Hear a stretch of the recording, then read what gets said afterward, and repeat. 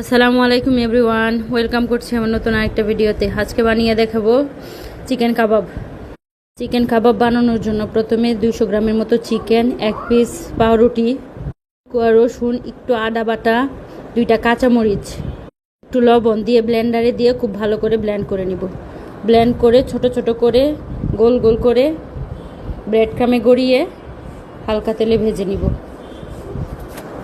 কাবাবগুলো ভাজার সময় একেবারে লো হিটে ভাজতে হবে, না হয় কাবাব পুড়ে যাবে থেকে আর ভিতরে কাঁচা রয়ে যাবে।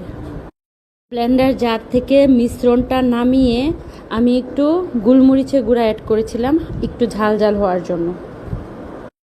এই ছিল আমার কাবাবের ফাইনাল লুক। খেতে আলহামদুলিল্লাহ ভালো হয়েছিল। আজকের মধ্যে এই পর্যন্তই। টাটা, সবাই ভালো থাকবেন। আর থ্যাঙ্কস এভরিওয়ান আমার ভিডিওটা দেখার জন্য। ভিডিও ভালো লেগে থাকলে লাইক কমেন্ট শেয়ার করে দিবেন আর ফলো করে পাশে থাকবেন।